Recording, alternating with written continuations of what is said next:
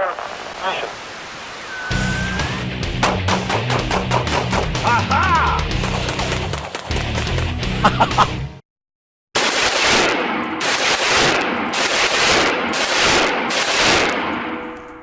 Hi, this is Joel Persinger. I'm the gun guy. This is Nick. Hey, what's up? We're very excited to be here in Yuma at Sprague Sports, checking out yet another gun for you from Franklin Armory. We have some other manufacturers sending us stuff too.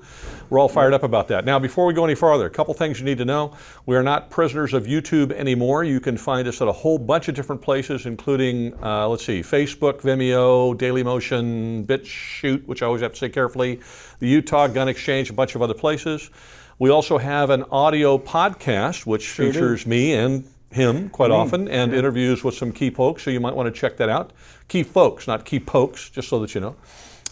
And you'll find that on iTunes, now Apple Podcasts, Google Podcasts, Stitcher, Spotify, and like that. We are also launching it as on internet radio, so hopefully you'll soon see it on iHeartRadio and some other places we've applied there. We'll see how that works out. But you can go to the GunGuyTV website at GunGuy.tv, and you can click on the little GunGuy radio app up there, the little player, and you can hear all of those shows as they cycle through on GunGuyTV radio. So is there anything else I should be telling them about? That's enough. We're not sponsored by Powerade. Oh yes, we're not sponsored by Powerade, that's true, although it is what they had to drink, and so that's why. Is that or water? Who drinks water anymore? Yeah, water just rushed your pipes, doesn't it? Yeah, it's just... I don't know.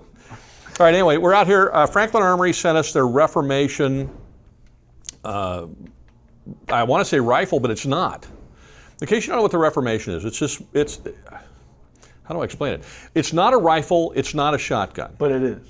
But it kind of is, but it kind of isn't. Well, not the shotgun. No, it's not really a rifle either, because it doesn't have rifling in it. No. Well, it does have rifling, but the rifling is straight. Anyway, okay, one of my favorite manufacturers is Franklin Armory. Here's why. Because they're out-of-the-box thinkers, and they're willing to try new stuff. That's how innovation happens. So often, firearms have, just stay the same, and everybody's making the same stuff. We go to SHOT Show, and geez, it's the same thing over and over again. Yeah, and then so much of it is just the same year after year. They didn't put the widget here now. They put the widget right there. And then, then the other company puts the widget. They took this widget out and they put it right here. And then so on and so on. Well, they left it in the same place, but they colored it different. Yes, right? Yes. I mean, instead of steel, it's now plastic. Right. Wow. Instead of plastic, it's now steel. Right. Where Franklin Armory makes things very well. I think all of their parts are sourced out of the United States, which is kind of cool. And they're willing to try new things. I suspect that it costs them a lot of money to do that. And then when they try something new, maybe it takes off, maybe it doesn't. So they sent us this Reformation little subgun kind of. It's like an SBR, but it's not. And then the way they got around it was with the lack of rifling. So you've got straight grooves instead of rotating standard rifling. Now there's positives and negatives to that. The positive is it's not officially a rifle. Not considered a rifle, and because it doesn't fire shot and it actually has some form of rifling, it's not considered a shotgun. So it's not a short-barreled rifle because it's not a rifle. It's not a short-barreled shotgun because it's not a shotgun. Yeah. So as a result, it doesn't fall under any of the NFA rules, and it doesn't require a tax stamp to buy it. So you essentially have a nice little SBR without it being an SBR, and you actually have a real stock on it. Now, it comes with the stock, comes with the flip-up sights, which I kind of like. They're really cool. It's just fun to flip up. Yeah, that's just that's true. And then this one is equipped with a binary trigger, which Nick had no fun with at all. No, and in fact, that's the worst part. No, I love that thing. I think it's really cool. He's like, woo! I mean, I'm from California, guys. The closest thing to automatics or anything cool like that is on video games. So, I mean, yeah, it's just really cool to shoot. California would barely have guns that actually shoot real bullets. So there you go. Right, and they're taking away the slingshots next. I don't know what to do now. They may leave you the handle, but no rubber, no nothing. Right. I don't know. No the boomerang, little sling part, no boomerang, no nothing. Yeah. All right, so I guess I'll ask you. We put a lot of rounds down range. We tried a bunch of stuff with it. What do you think are the positives? Okay, well, first off, I think one of the biggest positives is that it is just like every AR. I don't shoot ARs a lot. Which I know, I'm sorry. We can't be friends apparently. But no, but I don't shoot ARs a lot, but but it was very simple, very quick, and very easy for me to know how to handle it and to get it all ready to go and shoot. It's a very smooth trigger. I really like to trigger. The binary trigger is just super cool. It's ridiculously fun as well. Oh yeah, I mean, I don't know. You'll probably see me. I'm just lighting it up. That target was not coming out of there alive. You know what I'm saying? But it was. I just think the innovation of the gun is cool. The barrel is really the whole concept of no rifling is really neat to me. Well, there's straight rifling, which is interesting. Yeah, I never heard of that before. So it's just really cool. We didn't get a chance to get the actual cool bullet though. So they make a proprietary round for it, which looks like a Nerf football to me. I mean, it's got the little football in the front, and it's got the little fins in the back. Yeah, yeah. And I think the idea is that the fins stabilize the bullet, so it's supposed to be more I just want to see the casing. I would like to try the gun with that ammunition, but they didn't have any available, so we just ran standard ammo through it. Yeah. Any other positives? Oh gosh, I mean, it just shoots smooth. It shoots super smooth. It's easy to aim. It doesn't.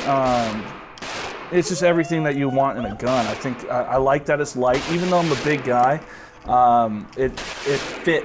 It just has a really good fit to it. They have a really Franklin Armory really knows how to get a gun to fit you, and comfort is definitely something that they were focusing on here, because it's just a very comfortable gun to shoot.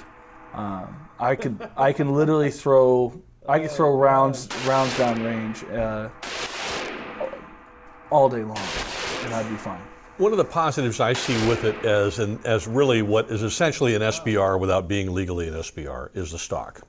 Oh yeah. Now, truthfully, the forearm, the cheek pieces or whatever you want to call them, on an AR pistol, they're getting more and more like stocks as time goes by. But I'm not a small man, and he's can say that even with more. He can say that more directly than I am, because he's bigger than me. But I'm not a small person. He's not a small person, and being able to extend the stock out a little farther has great value for me. It makes the gun more comfortable to shoot. It makes it come to the shoulder quicker for me, and it makes it easier to get it on target fast. Yeah. So I did like the fact that I could extend the target all the way out, or extend the stock all the way out, which I cannot do on an AR pistol. The build on it is extremely good, which is not unusual for Franklin Armory. No, they're everything. fantastic. The fit and finish is really good. It's tight. It fits really well together. The finish is very nice. I can tell that they put a lot of effort into making sure that the gun is made extremely well. It's not a cheap AR build. It's a very solid AR build. And of course, honestly, the binary trigger is always a lot of fun. And honestly, I think the binary trigger has some real practical uses for it, particularly when the Second Amendment is meant for us to be able to oppose tyrannical government. Yeah. A lot of us don't want to go through the hassle of getting an SBR and dealing with the NFA rules and tax stamp and registering it like that. This is a way that you can get something that doesn't qualify as an NFA item.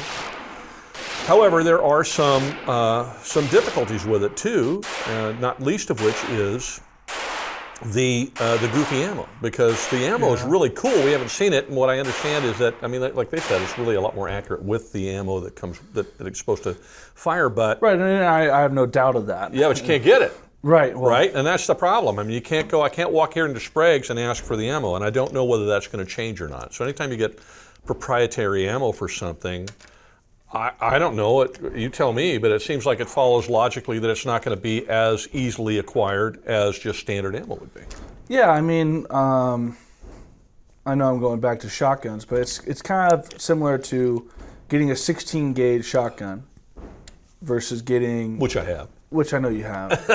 But you're right. But getting a 16 gauge or just buying a 12 gauge. You can get a bunch of 12 gauge anywhere, but it's a little harder to get 16 gauge. Not every range, not every gun shop has that ammo on stock. So, you got to order it most of the time. Now it can shoot, because clearly we shot it. It can shoot normal ammo. It's just you're just about anything beyond about I don't know, 20 yards. Yeah, it was keyholing. It keyholed like crazy. In fact, you can see the targets and you can see the keyholes where the rounds are tumbling. And so that tells me that the rifling is not, the straight rifling is not really doing anything. And either that, and I've seen other reviewers who have said that it starts keyholing at about 50 yards. Now, in its defense, one of the things they did say to us is that it's going to run a lot better with heavier bullets. It likes the 77 grain rounds and so on. We brought 55 grains and 62 grains, and we didn't have anything heavier. I went and looked in Sprague's inventory here, and they do have spots for heavier rounds, but they didn't happen to have any available at the moment. There it is. So the heaviest we could put through it was 62, and we didn't see, I don't know, I didn't see a lot of difference between the two. Did you? It was pretty much much patterned about, this grouping was about the same. Yeah, my patterns were trash, but I mean, either round. So I mean, I'm blaming the bullets, because clearly, you know, me being a perfect shot, I have a group like this normally, right? So like that. Sure you do. Yeah. Sure you do. Yeah, he does. Sure he does. So look, from a functioning standpoint, though, I mean, I don't know. I thought it functioned extremely well. We didn't have any misfeeds or anything like that. The only issue we had with it was. Where is that? With it, where are they? I forgot to grab it. What did we do with them? The only issue we had with it was some GI mags. We had a couple of GI mags, and I had one. You had the other. Mm-hmm. It don't like those. It don't like the GI mags. It just did not want to feed. Did not want to let them. Didn't want to lock them in there. We'd put them in and they'd fall out. They'd fire once. It was like, hey, look, you know. And the mag falls out of the gun. Right? I'll shoot it one time. No, that's. Now the P mag. No, it liked the P mags, Well, but the GI mags. These are really cool. It didn't like GI mags at all. I don't know why. No. And maybe it was just those two mags. We didn't have any other ones, so I'm not really sure. Could have just been the mags. That's why you get a bad mag. What I found interesting about it is that the first round every time when we start, the first round always shot straight. So it had the perfect little hole that it didn't keyhole that one. Right. But I don't know. Maybe it was just because the barrel got hot, or maybe because. Seemed like the majority of rounds after the first one it keyholed. Maybe because I watched Wanted, and I'm trying to do the whole spin thing with it. I don't know. I don't know, but it started just keyholing like crazy. So I don't want to, neither one of us, we talked about it before we started shooting the video, we don't want to bag on the gun because it's a really good gun. It is. It really is.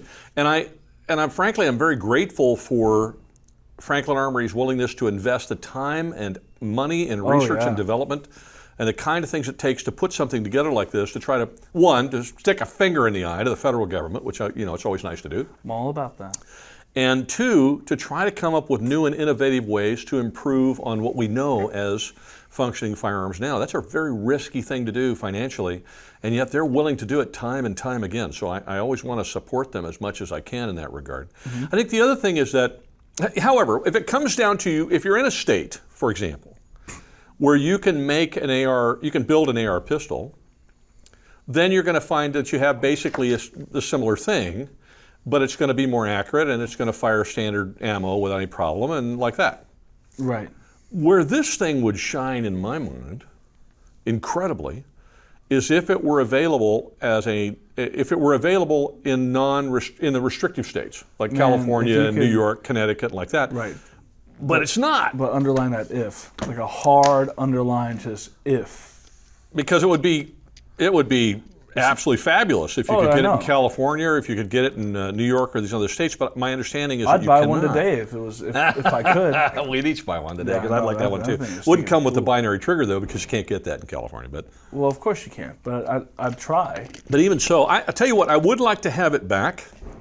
I'd like them to send it back again with the. With the ammo. With the special ammo. And I think if we can look at it again, I'll ask them. I think I'd like to put some 77 grains through it or something. Yeah. I think I wouldn't mind trying the 300 blackout version either. Because I like the concept a lot. It's a really good gun, honestly. It's the only thing that bugged us about it was the fact that it keyholed a lot. Mm-hmm. Because when it's keyholing, your rounds are hitting the sideways. You're not going to get the penetration that you want. You're not going to have the accuracy that you want. Now look, the farthest we shot it was 25 yards. And at 25 yards, could you clobber the bad guy every stinking time? Yes. Yes, no problem. It's accurate enough that I would say probably out to 50 yards, you could clobber the bad guy. It's still going to hurt. So yeah, either way, it hurts. But it's not going to be. You're not going to have quite the effectiveness with the round tumbling like that. It's really got to, and you're not going to have the accuracy would tighten up a lot. So maybe the heavier rounds would be better. But all in all, other than that, which is, and that's a big that, truthfully. The magazines things I think might have been the mags. So I don't want to beat it up about the fact I didn't like the GI mags. I'm not gonna lie, your GI mags look like they're we borrowed them and they were looking a little bit on the bad side. So it could be the mags. They went on tour like 12 times. Right. And they've been beaten up pretty good. So it probably was the mags. So more than likely it'll accept any decent mag instead of the trash ones that we were using. It's certainly like the P-Mag a lot. Yeah. The only issue with it is the keyholing, and I don't have it. I'm wondering if that's an ammo selection issue, either their proprietary ammo or heavier ammo. We just didn't have it, so we'll take a look at it again. However, if you're interested in this at all, I can tell you that as far as build quality is concerned, and manufacturing quality is concerned, and innovation, it's pretty awesome. It's also super comfortable, super easy to shoot, and if you're in a state where you can get the binary trigger, yes, please do it. Do it for me, Jim.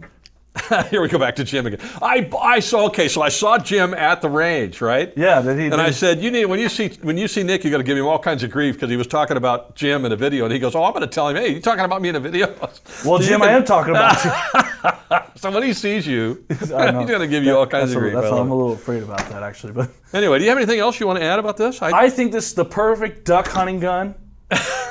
No, I don't think so. Man. Now look, if it'd be kind of cool to go hunting with this thing. I don't know. Now I will add this.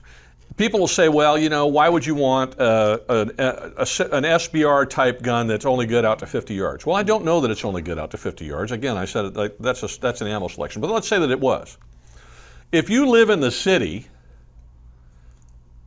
tell me where you're going to shoot farther than 50 yards to defend yourself, even in the worst situation. You're not.